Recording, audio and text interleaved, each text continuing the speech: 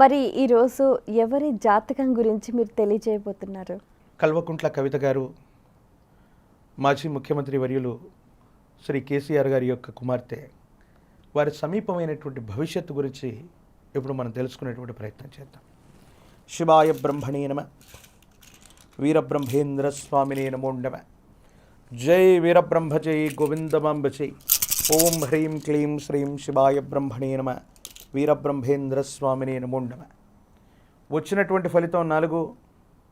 ఇది రాహు సంబంధమైనటువంటి ఫలితం. ప్రతిసారి కూడా ప్రశ్నాశాస్త్రం గవ్వ ప్రశ్నను అనుసరించి మేము చెప్పేటువంటి ప్రతి సందర్భంలో కూడా ఈ 4 సంఖ్య గురించి మళ్ళీ చెప్తూ ఉంటాం. ఈ 4 సంఖ్య అన్నటువంటిది రాహు సంఖ్య. అందుకే రాహు సంబంధమైనటువంటి నియంత్రణలో ఉన్నటువంటి మద్యం తత్సంబంధమైనటువంటి విషయాలకు సంబంధించిన ఆరోపణలో వీరు చిక్కుకున్నారు, ఇబ్బందులు పడ్డారు, సమస్యాత్మకమైనటువంటి పరిస్థితుల్ని మనం చూసాం.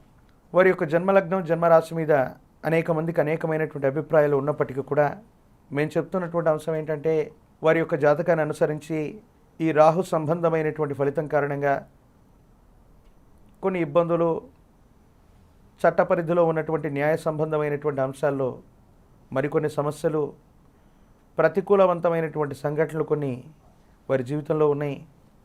ప్రత్యేకించి తెలంగాణని ఉద్యమించి తీసుకొచ్చినటువంటి కేసీఆర్ గారి యొక్క తనయురాలిగా కవిత యొక్క జీవిత గమనంలో జరగబోయేటువంటి అంశం ఏంటంటే, ఈవిడ జీవితంలో కూడా ఒక ఉద్యమానికి శ్రీకారం చుట్టగలిగినటువంటి పరిస్థితులు ఉన్నాయి.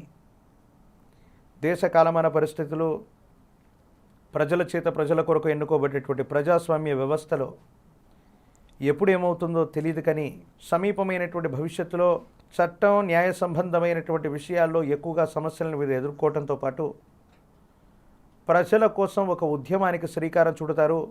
ఉద్యమ స్ఫూర్తి చేత, మళ్ళీ నాయకత్వ లక్షణాల చేత ప్రజల్ని ఆకర్షించుకునేటువంటి ప్రయత్నాన్ని కూడా తప్పకుండా కవిత గారు చేసేటువంటి అవకాశం ఉంది. ఈ రాహు సంబంధమైనటువంటి మాయ ఎలా ఉంటుందంటే, ఖండాంతరాలు దాటినటువంటి ఖ్యాతినో, ఖండాంతరాలు దాటినటువంటి సంపదను రాహు ఇస్తూ ఉంటాడు, అనుకూలిస్తూ ఉంటే.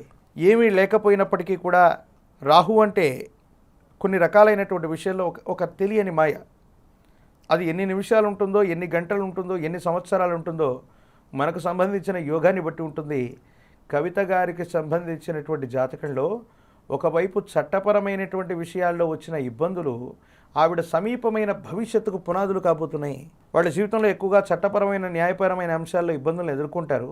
అట్ ద సేమ్ టైం ఒక ఉద్యమానికి శ్రీకారం చుడుతూ మాయాస్వరూపుడైనటువంటి రాహువు ఒక గొప్ప పాత్రని పోషిస్తాడు. ఆవిడ ప్రజా జీవితంలో మరో ఉద్యమానికి కర్తగా వ్యవహరించడంతో పాటు ఈ ప్రజాస్వామ్య వ్యవస్థలో ఒక గొప్ప పోరాటాన్ని చేయబోయేటువంటి పరిస్థితులు కూడా వారి యొక్క జాతకంలో ఉన్నాయి. For more videos like this, subscribe Big TV channel.